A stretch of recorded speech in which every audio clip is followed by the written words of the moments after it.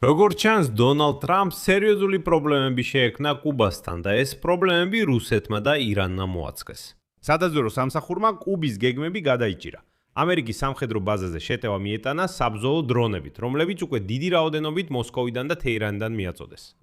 ითხოვინებიან, რომ კუბამ რუსეთიდან და ირანიდან 300-ზე მეტი სამხედრო უპილოტო აპარატი შეიძინა და უკვე დაიწყო გუანტანამოს ამერიკულ ბაზაზე თავდასხმის გეგმების განხილვა. ამერიკული სამხედრო გემები და თვით ფლორიდის ქალაქი კიუესტი, რომელიც ჰავანიდან 140 კილომეტრში მდებარეობს. და ხაზგასმით ვამბობ, ეს უკვე არც ჭორებია და არც ვარაუდები. ეს საიდუმლო სადაზვერო ინფორმაცია, რომელიც გამოცემა აქსიოს მაღალჩინოსანმა ამერიკელმა გაანდო. აქ უკვე საჭირო ამ ისტორიის ყველა სირთულე განვიხილოთ. მე ალექსეი პეჩი ვარ, მოდით ერთად განვიხილოთ ეს თემა.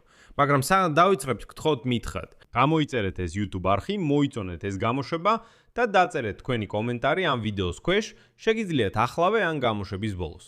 რადგან ეს ძალიან მნიშვნელოვანია კონტენტის პოპულარიზაციისთვის YouTube-ზე. ამისთვის მადლიერი ვიქნები. ასევე გამოიწერეთ ჩემი Telegram არხი Pechi News-ი. ბმული აღწერაში ამ ვიდეოს ქვეშ. მოდით ყველაფერს თანმიმდევრულად განვიხილავთ, რადგან ისტორია უფრო რთულია ვიდრე ერთი შეხედვით ჩანს. დღეს გამოცემა აქსიოსი წერს, რომ კუბა იძენს დრონებს სხვადასხვა შესაძლებლობებით რუსეთიდან და ირანიდან ჯერ კიდევ 2023 წლიდან. მაგრამ არსებობს ინფორმაცია, რომ უპილოტო აპარატების ბოლო პარტია რუსებმა შეიძლება ტანკებით მიიტანეს, რომელიც მიმდინარე წლის მარტში ტრამპის ბლოკადა გაარღვია და კუბას ნავთობპროდუქტები ჰუმანიტარული დახმარების სახით მიაწოდა. მაგრამ ეხლა სულაც არაა ფაქტი, რომ ბორცვზე მხოლოდ ნავთობი იყო. და დიდი კითხვებია დონალდ ტრამპთან, რომელიც ხვიროდა, რომ ბლოკადა მოქმედებს, მაგრამ რუსული ტანკერი გაატარა. აშშ-ის დაზვერო აზუსტებს, რომ დრონებს კუბის კუნძულის მასშტაბით სტრატეგიულ წერტილებში ინახავენ. გარდა ამისა, ბოლო ერთი თვის განმავლობაში კუბის ოფიციალურ პირებმა რუსეთს დამატებითი დრონები და სამხედრო ტექნიკა სთხოვეს. აქ ჩნდება კითხვა, საიდან მოდის ეს ინფორმაცია? ამერიკულმა დაზვერვამ განაცხადა, რომ მათ გადაიჭირეს საუბრები, სადაც კუბის სპეცსამსახურები ცდილობენ გაარკვიონ, როგორ უპირისპირდება ირანი. ირანი უპირისპირდება აშშ-ს.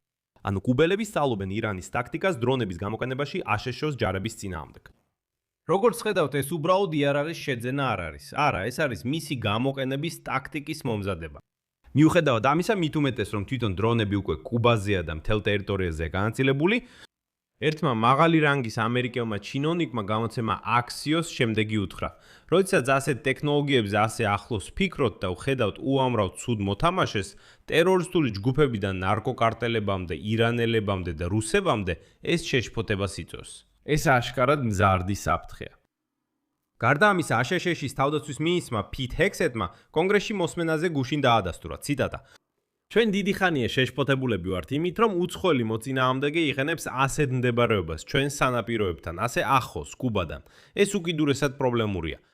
ეხლა კონტექსტი, რომელიც ამ მთელ ისტორიას ორმაგად შემაშფოთებელს ხდის, По оценкам американских სადაზვერო მონაცემებით უკრაინაში რუსეთის მხარეს იბრძოდა 5000-მდე კუბელი ჯარისკაცი და რუსეთი კუბის მთავრობას თითოეული გაგზავნილი მებრძოლისთვის დაახლოებით $25,000 უხდიდა.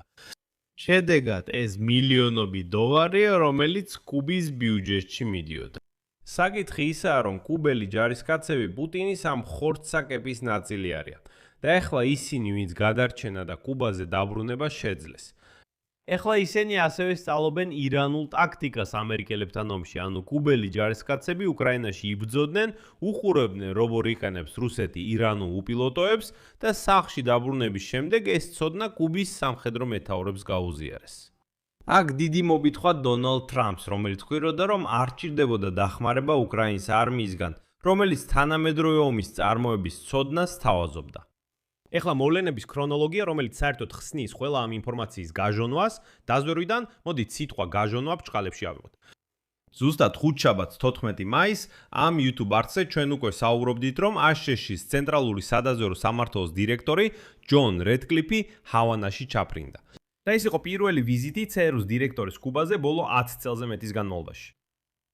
მოგვიანებით CRU-ში განაცხადეს, რომ დირექტორმა რედკლიფმა მკაფიოდ მიანიშნა, რომ კუბა ვერ გააგრძელებს პლატფორმად ყოფნას მოწინააღმდეგეებისთვის, რომლებიც დასავლეთ ნახევარსფეროში მთრულ დღის წესრიგს ავითარებენ. მოწინააღმდეგეებში იგულისხმება რუსეთი, ჩინეთი და ირანი. ასე რომ ЦРУ დირექტორმა რედკლიფმა ასევე მოუწოდა კუბის რეჟიმს დაშალოს თავისი ტოტალიტარული სისტემა, როგორც ამერიკული სანქციების მოხსნის წინაპირობას.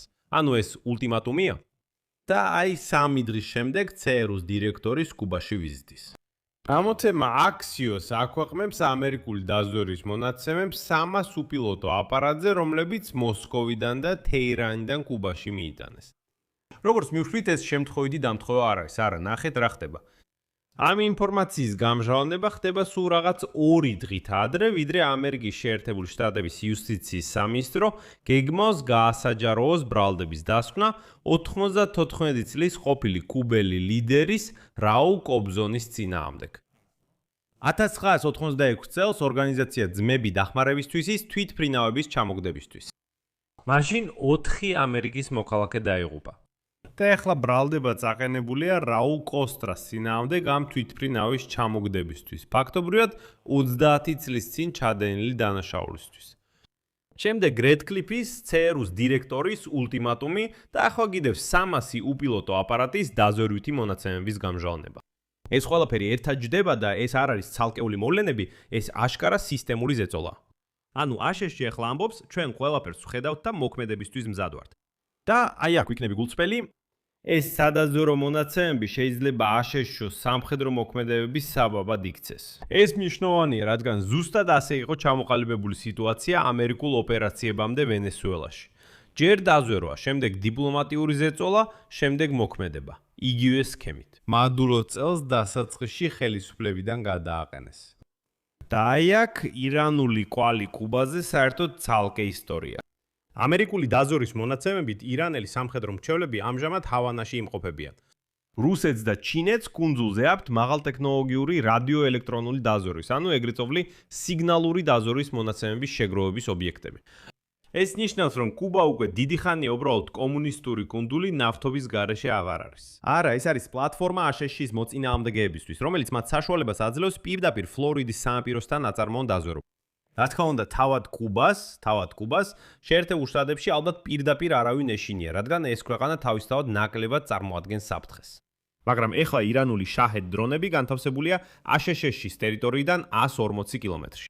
გასაგებად რო ვთქვათ, ეს იგივე რაც კიევიდან ჟიტომირამდე, პირდაპირ მნიშვნელობით ეს ასე შორს არ არის, ეს მანძილი, რომელსაც ირანული შაჰედი 20 წუთზე ნაკლებში დაფრინავს. და ასეთი დრონები 300 ერთეული განლაგებულია და მიმართულია გუანტანამოსკენ, ამერიკული გემებისკენ და ფლორიდისკენ. როგორც აღმოჩნდა, სწორედ ამიტომ აშშ-ის სადაზვერო ფრენები კუბაზე მნიშვნელოვნად გახშირდა. ასე რომ სიტუაცია კარიბის რეგიონში იძაბება. აქ მრავალ წერტილს დავსვამ. თქვენი აზრი და დასკვნები ტრადიციულად დაწერეთ კომენტარებში ან გამოშვების ქვეშ. გამოიწერეთ არხი, დააწყაპუნეთ ზარზე, ეს ძალიან მნიშვნელოვანია, რომ მიიღოთ შეტყობინებები და არ გამოტოვოთ ახალი გამოშვებები. და გამოიწერეთ ჩემი Telegram არხი Patchy News-ი ბნული მასზე მოცემული ამ ვიდეოს აღწერაში. თუ გსურთ ამ YouTube არხის მხარდაჭერა, შეგიძლიათ ეს გააკეთოთ ნებისმიერი დონატით ამ ვიდეოს აღწერაში მოცემული ბულებისა და რეკვიზიტების საშუალებით. ამით ყველაფერი დასრულდა, იზრუნეთ საკუთარ თავზე ყველას დროებით.